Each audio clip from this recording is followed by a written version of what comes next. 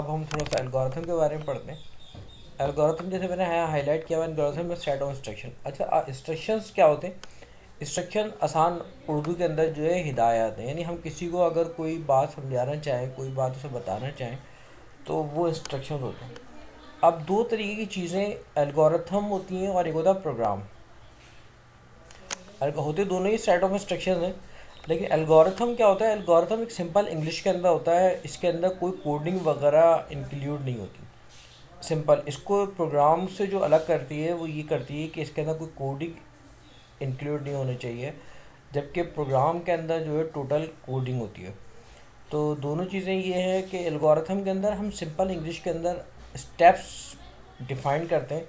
आप इसकी एग्जांपल इस तरीके से समझें कि आपको जो है कि अपने किसी दोस्त के घर जाना है, तो आप उसके लिए कुछ रूट्स लेंगे और आप कोशिश ये करेंगे सबसे शॉर्टेस्ट रूट जो है उसको फॉलो किया जाए, और आराम से जो है आप उस रूट उसके घर के पास पहुंच जाएं। तो वो शॉर्टेस्ट रूट जो है उसको जो है हम, अगर आप किसी को आप घर उसके गए दोस्त के, और दोस्त के घर जाने के बाद उसको जो है आपने किसी को समझाना है कि सबसे शॉर्टेस्ट रूट कौन सा है, उसके अंदर जो है जब आप समझाएंगे उसे बेहतरीन तरीके से आप उसे एग्जांपल्स के साथ समझाएंगे कि पहले ये करो, सेकंड यहाँ जाओ, यहाँ टर्न लो, उस तरीके से। ये सारी एग्जांपल्स जो हैं वो सेट ऑफ इंस्ट्रक्शंस हैं, और उसको स्टेप्स को उसको फॉलो करना पड़ेगा, और उसके रूल जो है उसको फॉलो करना पड़ेगा, और उसके हिसाब से ही जो है वो अपनी डेस्टिनी के ऊपर, अपनी मंजिल के ऊपर पहुंच जाएगा। अच्छा, rules, role of algorithm problem solving क्या है? ये है कि इसके अंदर ये होता है कि हम जब अपना कोई प्रोग्राम डेवलप करना चाहते हैं तो उसके अंदर हमें ये बात पता चल जाती है कि हमें कौन कौन से जो है वो इनपुट लेने, क्या आउटपुट होगा उसका, और उसके लिए बेस्ट पॉसिबल स्टेप्स क्या होना चाहिए। एल्गोरिथम सबसे इम्पोर्टेंट ये होता है कि आप इसकी एग्जांपल देखें, बुक के अंदर जो एक गिवन एग्जांपल है, हम वहाँ आते हैं, देखिए इसके अंदर सबसे एक एग्जांपल इसके अंदर है making a cup of T.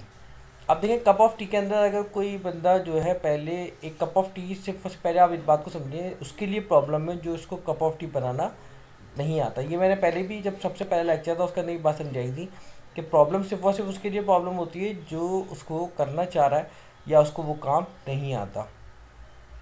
अब हमारे पास एक प्रॉब्लम है making a cup of T. उसके लिए हमारे पास हर वो चीज़ जो कप ऑफ टी के लिए की इम्पॉर्टेंट पॉइंट है जिसको ऐड होना ज़रूरी है, वही चीज़ों सिर्फ और सिर्फ इस्तेमाल की जाएंगी। अब tab, open the tab of water, वो हमारे लिए इम्पोर्टेंट नहीं है। हम डिफरेंट तरीके से जो है पानी के पॉट के अंदर पानी ले सकते हैं, तो हम उसके अंदर open a tap of water नहीं लिखेंगे, हम उसके अंदर जो है सिंपल लिखेंगे place the fresh water in a pot और अ kettle.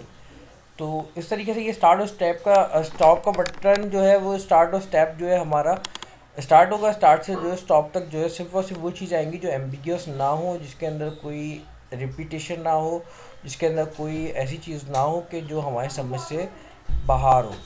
Qualities of good algorithm के अंदर सबसे पहली बात ये है कि उसके अंदर जो है इनपुट और आउटपुट जो है वो प्रिसाइजली डिफाइन हो जाएंगे।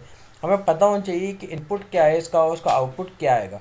मैंने आपको समझाया कि एम्बिग्यूअस नहीं होना चाहिए, ये देखिए ये लिखा हुआ है एम्बिग्यूअस नहीं होना चाहिए, प्रिसाइजली डिफाइन होना चाहिए। अच्छा, एल्गोरिथम मैंने आपको पहले ही बता दिया कि एल्गोरिथम जो होते हैं इसके अंदर कोड वगैरह नहीं होते।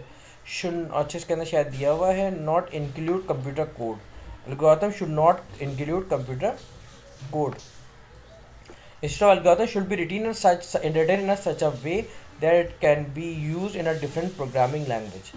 इसको इस तरीके से लिखा जाना चाहिए कि डिफरेंट प्रोग्राम, यानी अगर किसी प्रोग्राम, एक एग्जांपल के तौर पे आप ये समझें कि जब हम वीबी के अंदर जो मुझे लैंग्वेज आती है उसके अंदर जो है वो हम जब कोई इनपुट लेते हैं तो उसके अंदर डिम लिखते हैं, और डिम के बाद उसका जो है इंटीजर डिफाइन किया जाए, इंटीजर या कोई सा भी जो है उसका प्रोग्राम जो डिफाइन वेरिएबल डिफाइन किया जाता है। इसी तरीके से अगर हम वेरिएबल डिफाइन करने की कोशिश कर रहे हैं तो हमें, अगर हम सी प्लस प्लस में वेरिएबल डिफाइन कर रहे हैं तो हमें उसका वेरिएबल जो है इंटीजर करके या जो हम सब उसका भी वेरिएबल के जो है डेटा है उसको उस तरीके से डिफाइन किया जाएगा। और algorithm are supposed to be most effective among many different ways to solve a process. जो भी आप प्रॉब्लम सॉल्व करने की कोशिश कर रहे हैं उसके अंदर बेहतर तौर पे जो है इसको डिफाइन होना चाहिए।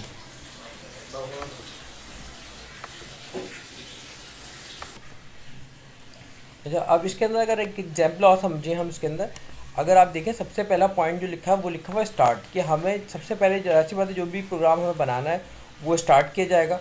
डिक्लेयर द वेरिएबल्स, अब वेरिएबल्स जो है हमें डिफाइन करना पड़ते हैं। देखिए वेरिएबल्स हमें डिफाइन करना, वेरिएबल्स सबसे पहली बात है कि क्या होते हैं।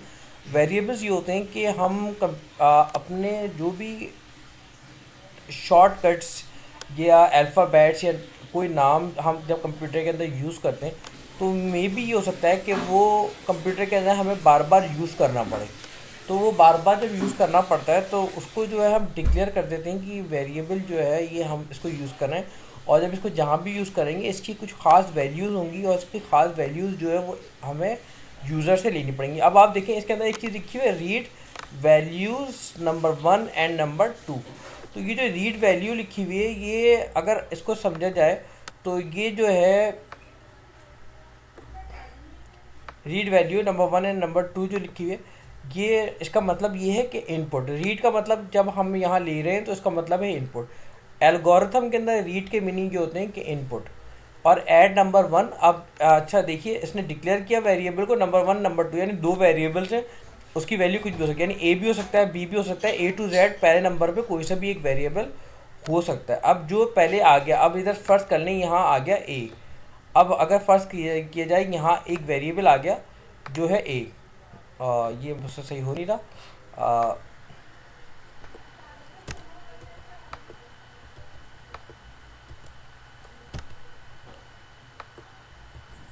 अब यहाँ एक वेरिएबल आ गया ए। अब जो वेरिएबल ये ए आ गया है, अब ये दोबारा जो है ये वेरिएबल ए जो है ये एक ही बार आ सकता है। अब दोबारा दूसरी जगह के ऊपर वेरिएबल ए नहीं आ सकता। अब बी टू जी कोई सा एक और वेरिएबल इस्तेमाल किया जा सकता है।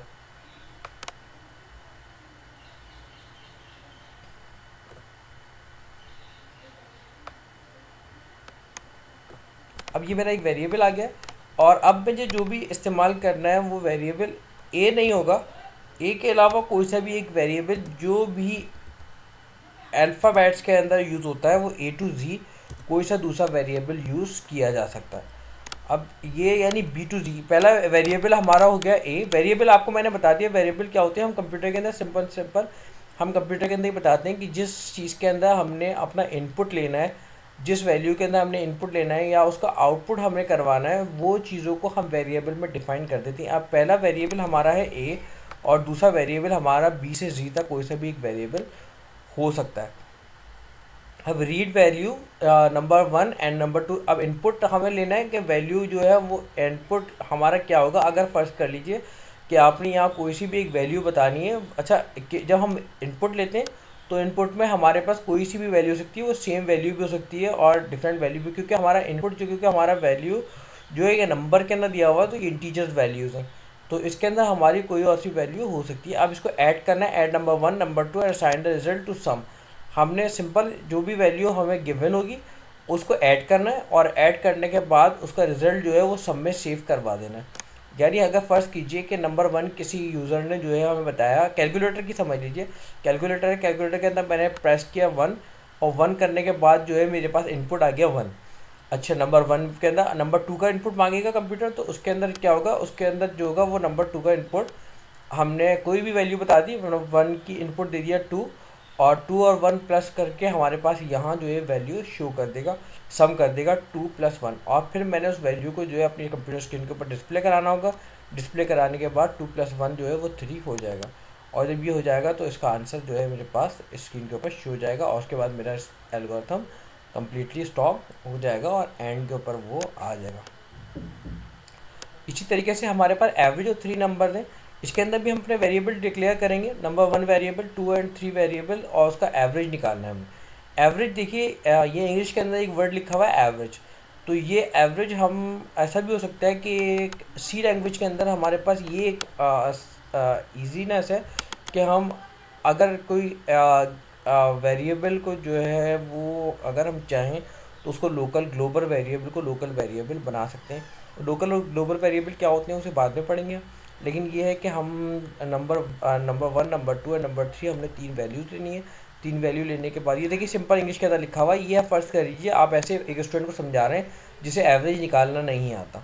तो वो एवरेज किस तरीके से निकालेगा, वो एवरेज सिंपल उसको बताएगा। वो कि सबसे पहले आपको नंबर वन निकालना है, नंबर वन वैल्यू होनी चाहिए आपके पास, फिर नंबर टू वैल्यू होनी चाहिए, फिर नंबर थ्री वैल्यू, तीन वैल्यूज़ होने चाहिए। उन तीन वैल्यूज़ को जो है वो आपको रीड करना है। उन वैल्यूज़ को रीड का मतलब इनपुट चाहिए उन वैल्यूज़ का, और वैल्यू को रीड करने के बाद फॉर्मूले के अंदर सम, सम के बाद नंबर ऑफ वैल्यूज़ जो थ्री हैं, थ्री के बाद उसको जब डिवाइड कर देंगे सम करने के बाद उसका सिंपल एवरेज निकल जाएगा। इसी तरीके से वॉल्यूम ऑफ बॉक्स है, वॉल्यूम ऑफ बॉक्स के अंदर जो है हमारे पास, अच्छा आप इसके अंदर गौर करें तो जो डिक्लेयर वेरिएबल कर रहे हैं, डिक्लेयर वेरिएबल हम इस वजह से कर रहे हैं कि इसके पीछे एक वैल्यू जो है वो हम यूज़र से लेंगे। यानी कंप्यूटर स्क्रीन के ऊपर लिखा हुआ आएगा कि input the value of length, यानी आप जो है ये बताएं कि लेंथ की वैल्यू जो है वो क्या होना चाहिए। तो जब मैं यहाँ ये लिखूँगा इनपुट,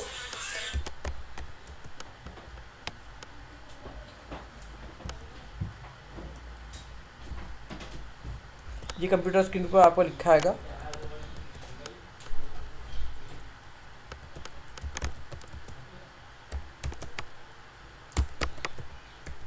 ये लेंथ जो है ना आपका, ये इनपुट है, रीड जो लिखा हुआ आ रहा है वो ये इनपुट है, और लेंथ जो है ये आपका वेरिएबल है। इसके पीछे आपकी वो वैल्यू सेव हो जाएगी इसके साथ जो आप उसको गिवन करेंगे, जो आप उसको बता देंगे। तो सिंपल वेरिएबल का काम ये होता है कि वो एक आपसे एक वैल्यू लेता है और अपने साथ उसको ऐड कर लेता है।